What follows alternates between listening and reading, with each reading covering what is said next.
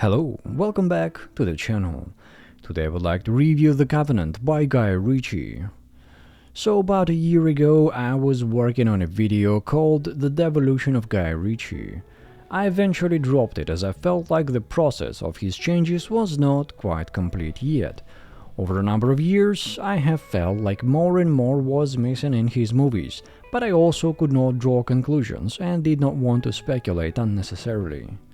I think The Covenant is that turning point where I can finally say that Guy Ritchie is no more.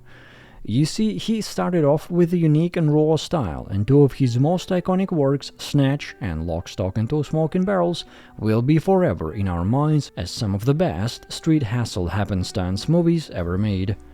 But ever since then, you couldn't help but wonder if the unique atmosphere and delivery style was one of fluke and too rigid to be adapted to any other setting and situation.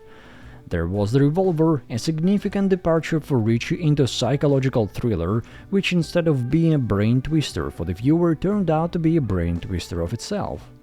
Then there was Rock'n'Rolla, a more light-hearted and successful badass action movie that never really stood out enough to be remembered.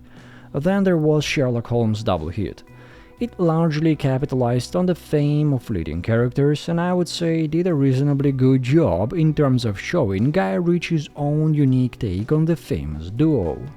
Then there was The Man from U.N.C.L.E., which only received any attention from those baited into watching it, yours truly included, by the very famous names associated with it.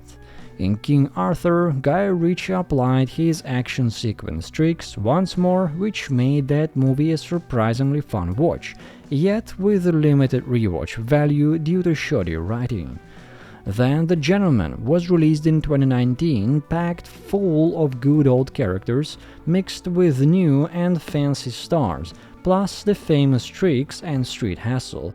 A reimagination of Snatch, if you will, but instead of having a cast of unique and somewhat mysterious characters, we have a bunch of fancy-looking too-good-to-be-true brats, and only a couple of properly charismatic characters played by Colin Farrell and Hugh Grant, who are, and let's be brutally honest here, the only reason you would ever rewatch that movie. Moving on, we get The Wrath of Man in 2021, which is more of a yet another Jason Statham movie than a Guy Ritchie movie. Then there was a movie I didn't even bother checking out, Operation Fortune something. The marketing for that movie was so generic and still having a bitter aftertaste left by the red notice, there was no chance I was watching that. And then there was The Covenant. In my opinion, The Covenant is the end of Guy Ritchie's devolution.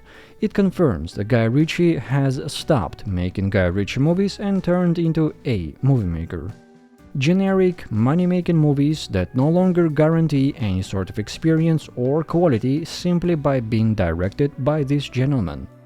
However mostly plain and predictable The Wrath of Man and The Gentleman were, you could still say, yeah, those are vaguely Guy Ritchie movies. And if you didn't want to watch Lock, Stock or Snatch for the 300th time, you might have been persuaded into rewatching The Gentleman or maybe even King Arthur, just to get that action sequence get-together fix. But The Covenant is simply riding on the sense of patriotism and human values. It is a war story about friendship and commitment. And though the story in and of itself has a great message of dedication and commitment, with a thick political additive to it, as far as the movie concerned, it's about as generic as a war story can be. A band of brothers get in trouble, new members join, one of them is a bit different from the others, there is a badass protagonist, there is a big pile of crap situation, and then there is hard times leading up to a good end. I didn't bother researching, but it's safe to assume that this movie did reasonably well, as once again it rides on human values and emotions associated with 9/11 and the subsequent 20-year-long conflict. But there is nothing in that movie to make it a Guy Ritchie movie. It is a slightly above average at best war story movie. One can of course argue that this kind of thinking essentially means that each director, once they make a name for themselves, has to do the same thing again and again, and I would like to clarify that I am not saying that Guy Ritchie should forever make criminal underworld stories, no.